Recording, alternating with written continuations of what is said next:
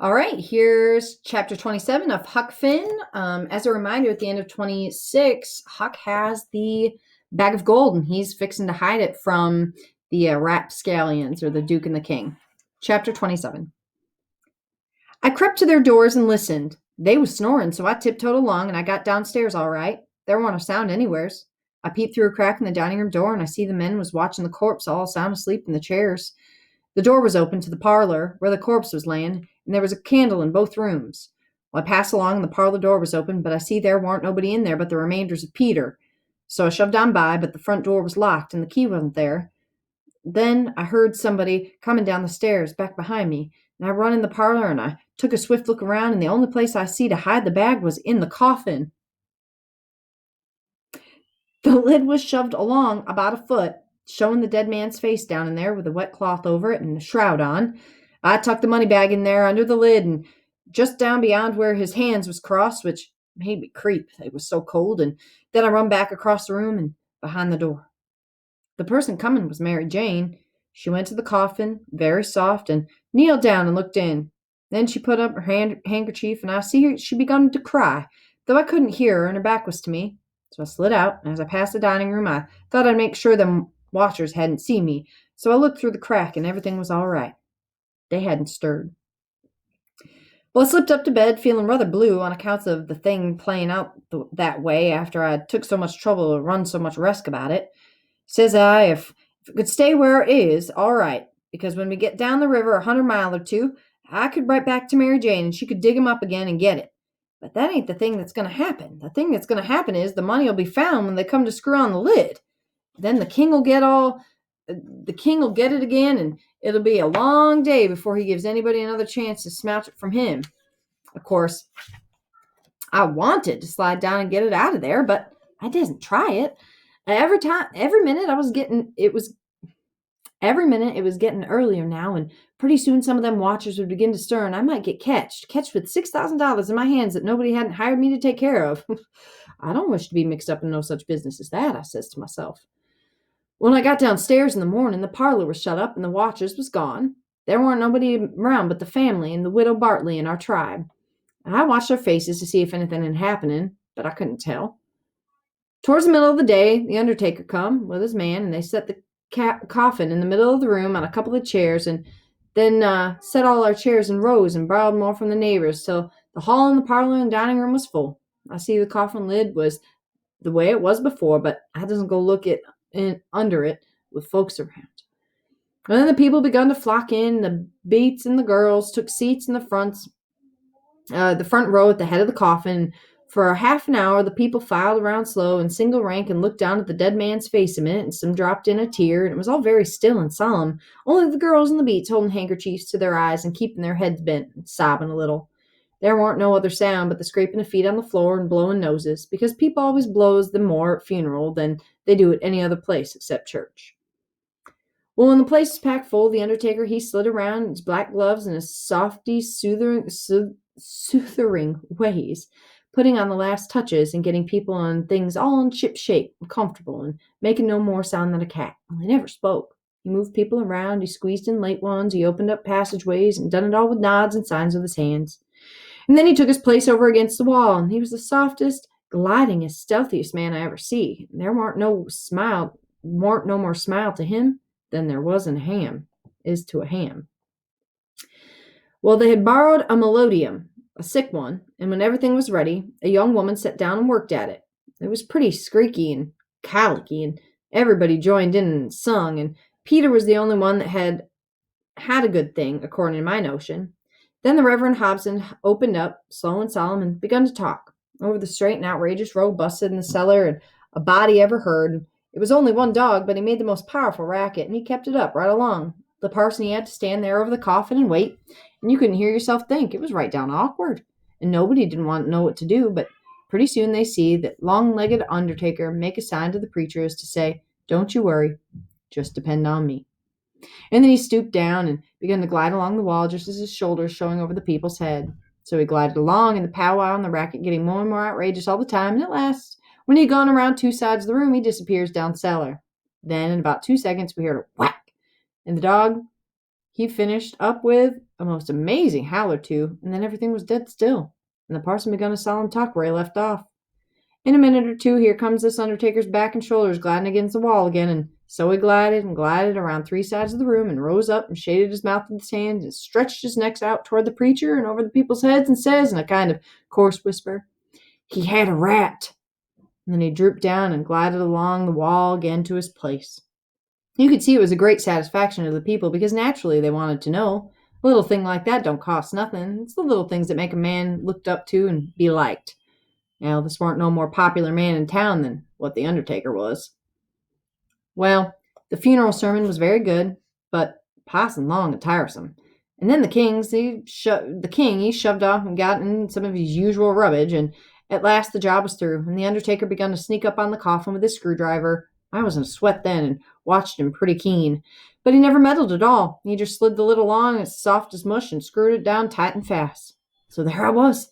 I didn't know whether the money was in there or not. So says I suppose somebody has hogged that bag on the sly. Now, how do I know whether to write Mary Jane or not? Suppose she dug 'em up and didn't find nothing. What would she think of me? Blame it, I says, I might get hunted up and jailed. I'd better lay low and keep dark and not write at all. Things awful mixed now. Tried to be better, worsened it 100 times, and I wish to goodness I'd just let it all alone. Dad fetch the whole business. Think about what Huck is going through here. Now they buried him. We come back home, and I went to watching faces again, and I couldn't help it, and I couldn't rest easy, but nothing come of it, and the faces didn't tell me nothing. Well, the king, he visited around in the evening and sweetened everybody up and made himself ever so friendly. And he gave out this idea that his congregation over in England would be right in a sweat about him, so he must hurry and settle up the estate right away and leave for home. He was very sorry he was so pushed, and so was everybody. They wished he could stay longer, but said they couldn't see it be done. And of course he said he and William would take the girls home with them, and that pleased everybody too, because the girls would be well fixed and among their own relations. And it pleased the girls too, tickled them so clean they forgot they'd ever had a trouble in the world. And told him to sell out as quick as he wanted to, and they'd be ready. Them poor things that was glad and happy, it made my heart ache to see them getting fooled and lied to so. But I didn't see no safe way for me to chip in and change the general issue. Well, blamed if the king didn't bill the house and all the property for auction straight off. Sailed 2 days after the funeral, but anybody could buy private beforehand if they wanted to. So the next day after the funeral, about noontime, the girls' joys got the first jolt. A couple of traders come along, and the king sold them the reasonable for 3-day drafts, as they called it, and they went, and the two sons up the river to Memphis, and their mother down the river to Orleans. I thought the poor girls and them would break their hearts for grief. They cried around each other and took on so it made me sick to see it. The girls said they hadn't ever dreamed of seeing the family separated or sold away from town. I can't ever get it out of my memory, the sight of them poor miserable girls and hanging around each other's necks and crying. I reckon I couldn't stood it all, but I had to bust out and tell the gang I hadn't knowed the sale weren't no account of would be back home in a week or two. Well, the thing made a big stir in the town, too, and a good many come out flat-footed and said it was scandalous to separate the mother and the children that way. It injured the frauds some. The old fool, he bowled right along, spite of the Duke could say or do, and I tell you, the Duke was powerful and easy. Well, the next day was auction day, broad day in the morning, and the king and the Duke come up and Garrett and woke me up, and I see there was trouble. King says, "Was you in my room the night before last?" "No, your majesty," which was what I always called him when nobody in our gang was around.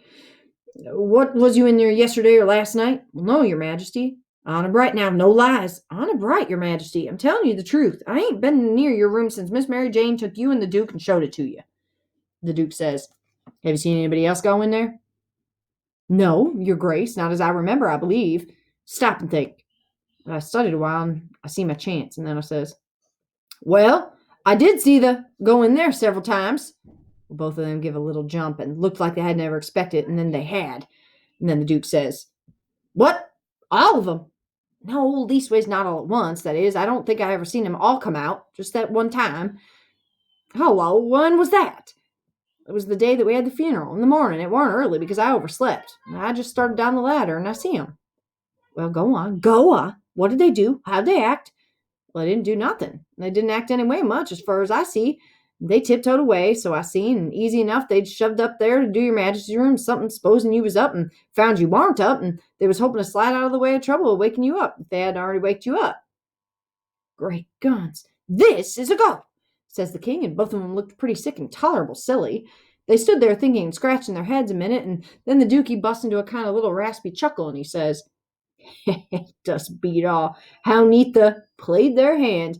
They let on to be sorry they was going out of this region, and I believe they was sorry, and so did you, and so did everybody. Don't tell me any more that ain't got no histrionic talent. Why, the way they played that thing, they could fool anybody. In my opinion, there's a fortune in them. If I had capital in a theater, I wouldn't better lay it out than that. And here we've gone and sold 'em for a song. Yes, I ain't privileged to sing the song yet. Say, where is that song, that draft? In the bank for it to be collected. Where would it be? Well, that's all right then, thank goodness, says I, kind of timid like. Is something gone wrong? The king whirls on me and rips out, none of your business. You keep your head shut and you mind your own affairs, if you got any. As long as you're in this town, don't you forget that, you hear? And then he says to the Duke, we got to just swallow it and say nothing. Mum's the word for us. And as they were starting down the ladder, the Dookie chuckles again and says, quick sales and small profits. It's a good business. Yes. The king snarls around him and says, I was trying to do for the best, selling them out so quick. If the profits has turned out to be none lacking considerable and none to carry, it is my fault any more than yourn. Well, they'd be in this house yet, and we wouldn't if I could have got my advice listened to. Well, the king sassed back, and as much as it was safe for him, and then swapped around and lit into me again. He give me down the banks for coming to tell him that I seen the come out of his room acting that way, and said any fool would have knowed something was up. And then I waltzed in and cussed himself a while, and said it come out of me laying late and taking his natural rest that morning, and he'd be blamed if he'd ever do it again. So they went off of John, and I felt dreadful glad I'd worked it all off onto the, and yet hadn't done the no harm by it. Now in this chapter, y'all, it's probably important for us to talk about this idea where Huck has, solved the immediate problem. And his now, of course, now that the Duke and the King realize that the money's been stolen, he's been able to place the blame on people that can't take any harm for it.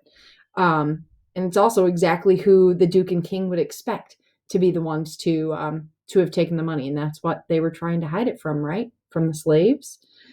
So anywho, chapter 27, it's a quick one. It's got its own interesting factors. Now make sure that you move on into the next slide and make sure you answer at least one of the Real Talk questions over either chapter 26 or 27. All right, y'all, I'll talk to you again soon.